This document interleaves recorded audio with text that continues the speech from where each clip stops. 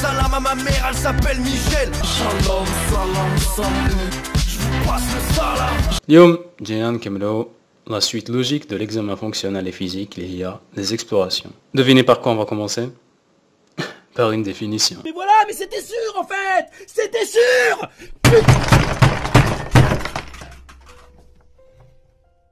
C'est quoi des explorations? C'est des examens destinés à apprécier la manière dont un organe assure sa fonction. Dans notre cas, il y a des examens spécialisés et non spécialisés. Les examens non spécialisés, c'est même chi spécial qui est une radiographie. Tout le monde a une image vague de ce qu'est la radiographie, mais exactement c'est quoi? C'est un examen d'imagerie qui utilise les rayons X pour à la fin avoir une image des différentes parties du corps, selon si les rayons X ont traversé la partie du corps en question ou bien s'ils ont été réfléchis. Dans notre cas, elle est faite en 3 incidences. Une incidence, c'est une position. De face, pour inspecter les bords du cœur et calculer l'indice cardio-thoracique. Voilà. Parce que le cœur, la radio thoracique, mais il dessine aussi clairement que les schémas ou bien qu'il fasse chauffer قدامك. Donc, il est grossièrement délimité par le fait qu'il constitue une opacité le centre du thorax environ. Donc l'opacité, c'est le blanc qu'on voit. Pourquoi le cœur est opaque à la radiographie? Parce qu'il est constitué de muscles et d'eau. Et l'eau, ça réfléchit un peu les rayons X à la BA, à Itban, Beda. Vaguement, les contours du cœur, dans le cas normal d'une radiographie du thorax, est divisé en bord gauche et bord droit. Le bord gauche fait 3 segments. L'arc convexe, c'est l'aorte. L'arc concave, deuxième, l'artère pulmonaire ou vers le bas, c'est l'atrium gauche environ. L'arc convexe, cette fois, c'est le ventricule gauche. Le bord droit fait 2 arcs plus ou moins convexes. Le fourani, c'est la veine cave supérieure.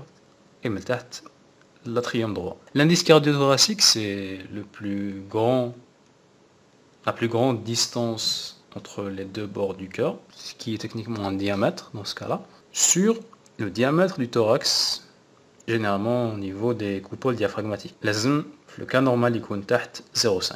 Sinon, il y a cardiomégalie. On a aussi une autre incidence liée à l'oblique antérieur droit. Dans ce cas-là, le patient colle son épaule droite sur le film de la radio et fait une rotation du thorax du côté de l'épaule gauche, quoi. Dans ce cas-là, nous chauffons que le cœur, ou la colonne, le cœur a une forme vite fait triangulaire. Antérieurement, c'est un bord plus ou moins oblique et qui le ventricule gauche ou ventricule droit parce qu'on ne peut pas différencier. Par contre, en postérieur, le fort c'est l'atrium gauche et le c'est l'atrium droit. Bon, l'autre incidence, il y a l'oblique antérieur gauche. C'est clair, c'est la même chose que l'oblique antérieur droit. Dans ce cas-là, le cœur a une forme ovoïde. Le bord postérieur, il correspond le fort à l'atrium gauche ou le ventricule gauche.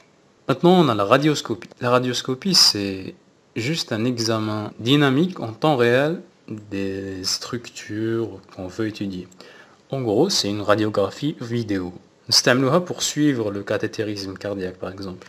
Il y a aussi l'ECG. Dans votre programme, il est listé comme étant un examen non spécialisé, mais je ne sais pas pourquoi. L'ECG, c'est quoi? C'est l'enregistrement des variations de l'activité cardiaque. Donc, les variations de l'activité, mais chez l'activité en elle-même.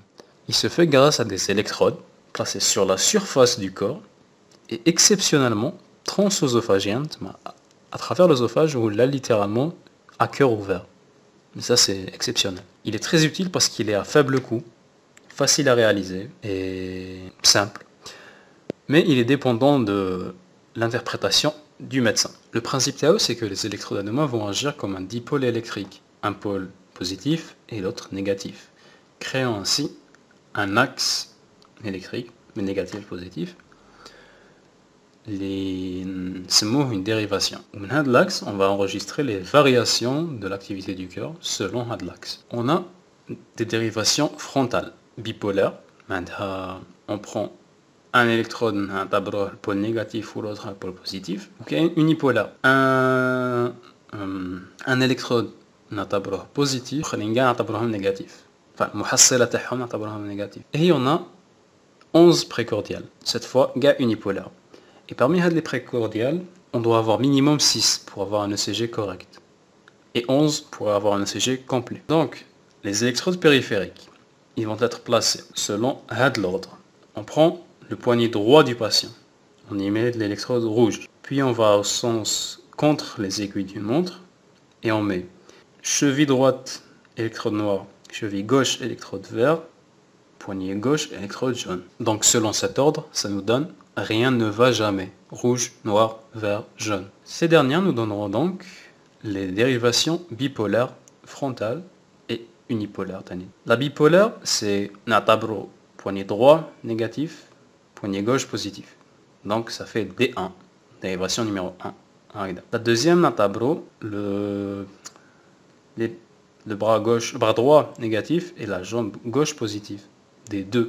La troisième natabro, jambe gauche positif, bras gauche négatif. Donc ça fait D3. Pourquoi il n'y a pas de dérivation qui prend en compte la jambe droite? C'est parce que la jambe droite c'est comme étant une prise de terre. Maintenant je fais dérivation. Maintenant si on prend le bras gauche comme étant le pôle positif ou le khalinga négatif, ça nous donne le vecteur unipolaire cette fois. C'est mot AVL, Augmented Vector Left. Même chose pour le bras droit, AVR right. Même chose pour la jambe gauche, F foot, AVL, AVR et AVF. Maintenant il y a les électrodes précordiales qu'on va poser sur le thorax. Il y en avait un peu en bas du foyer aortique, quatrième espace intercostal droit. V2, la même chose boca gauche. V4, c'est au foyer mitral, le cinquième espace intercostal gauche, ligne médioclaviculaire. Donc à V3, entre V2 et V4. V5, c'est la même ligne horizontale que V4, mais la ligne axillaire antérieure, verticalement. V6, même ligne horizontale, mais c'est la ligne axillaire moyenne. C'est les 6 dérivations précordiales, les lazmikoun. Sinon, il y a une V7, il y a la même ligne horizontale que V5 ou V6, la ligne axillaire postérieure. V8, la pointe de l'omoplate gauche. V9, la paravertébrale gauche, toujours la même ligne horizontale. V3R et V4R, c'est la même chose que V3 et V4, sauf que c'est à droite. Donc l'enregistrement flux CG, un papier millimétré. Les ordonnées Y, ils vont représenter le voltage, tel que 1 cm c'est 1 mV. Et l'abscisse, les X, vont représenter le temps. Donc c'est selon la vitesse de déroulement à le papier. C'est 25 mm la seconde. Ou bien 1 cm c'est 0,04 secondes. Maintenant comment on va analyser? On va analyser d'abord le rythme, s'il est régulier ou non. On le fait sur la dérivation des deux. Parce que c'est la dérivation, l'axe Taha est plus proche de l'axe électrique du cœur. Ils sont plus ou moins parallèles. Pour voir s'il est régulier ou non, on prend la plus longue distance entre deux ondes R et on la soustrait à la plus petite distance entre deux ondes R. Lazim tkoun inférieur à 0,12 secondes ou bien 3 petits carrés. Maintenant, on va aussi analyser s'il est sinusal ou non. D'abord, chaque onde P suit et précède un QRS. Parce qu'il y a des ondes P et QRS, ça vient. L'influx ne naît pas du nœud sinusal. L'espace PR, la fin de l'onde P ou le début du QRS, il coule entre 0,12 et 0,2 secondes. Voilà, parce que s'il est supérieur à ça, c'est qu'il y a un retard de transmission, un bloc. S'il est inférieur à ça, c'est qu'il a trouvé un chemin plus rapide que le chemin Tao habituel.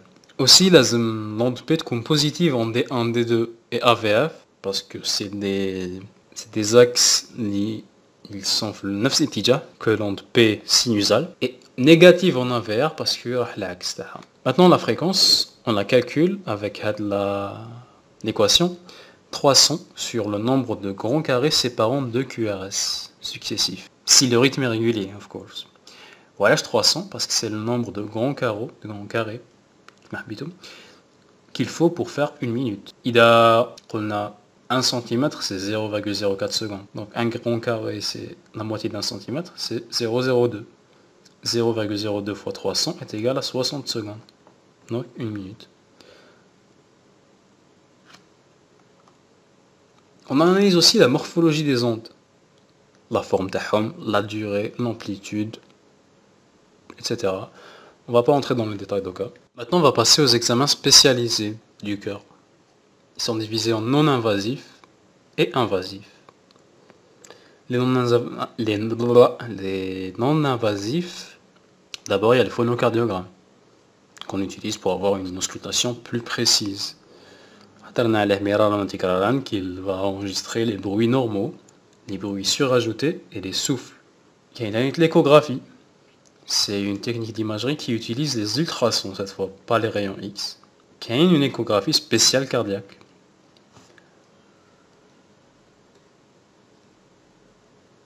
Et actuellement, l'examen est assez précis pour nous permettre, par exemple, d'affirmer le diagnostic d'un rétrécissement mitral.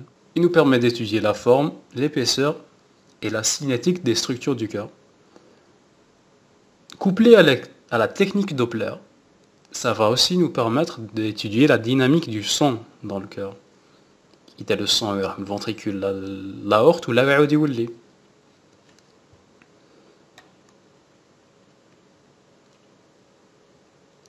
Voici donc quelques exemples d'échographie cardiaque, bien sûr. Parmi les examens spécialisés invasifs cette fois, il y a le cathétérisme, l'introduction d'une sonde dans les cavités cardiaques. Dans la lèvre premier cours.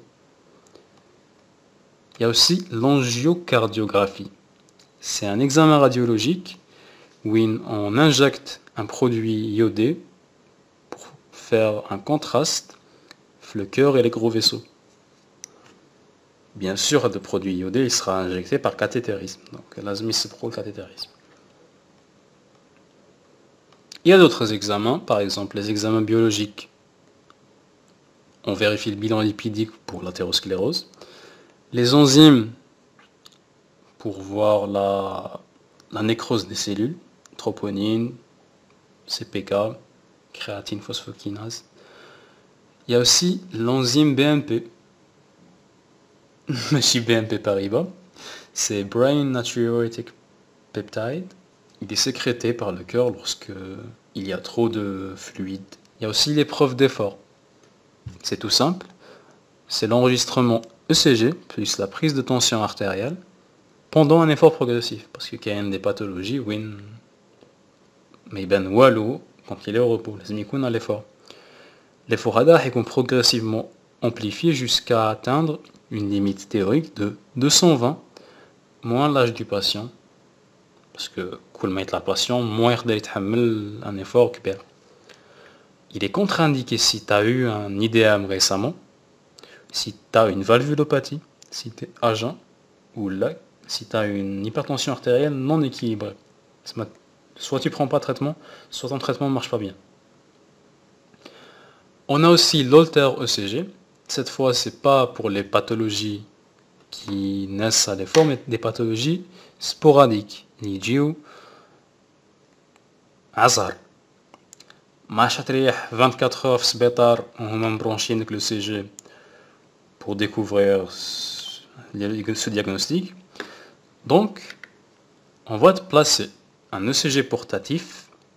تروح 24 ساعة تعتولي ونشوفوا l'enregistrement. كاين تاني يطلع MAPA. C'est le même principe, cette fois c'est juste pour la pression artérielle. MAPA, ça donne mesure ambulatoire de la pression artérielle. Ce dernier, ou bien cette dernière, permet le diagnostic positif de l'HTA. T'as mâché juste là avec la tension de MacBook, non, ta tension artérielle t'as pendant beaucoup d'instants. La mesure se fait chaque 15 minutes la journée, chaque heure la nuit, pour laisser au patient un peu de repos. Et on va finir par la scintigraphie myocardique. C'est une technique où on visualise un traceur qu'on va injecter le patient. Le patient est allongé. Le traceur est injecté le sang. Donc, plus les cellules myocardiques seront irriguées, plus le traceur derrière, il se fixe dessus. Donc on l'utilise pour voir si les cellules myocardiques sont vivantes ou non, irriguées ou non. Donc pour déceler les cas de IDM ou d'ischémie. On l'utilise surtout pour voir les dégâts d'un précédent IDM ou d'ischémie. La scintigraphie myocardique, on utilise un isotope qu'on appelle le thallium-201. Il est radioactif et il a une structure similaire au potassium. C'est pour ça qu'il arrive à se fixer sur le cœur en priorité. Je crois que j'ai tout dit au sujet des explorations. Cours khfif dref. C'est pas vraiment un truc très tiré par les cheveux. Donc j'espère que femme tout. Et si vous avez des questions, n'hésitez pas à les poser en commentaire. Abonnez-vous et activez la cloche. Je ne suis pas youtubeur.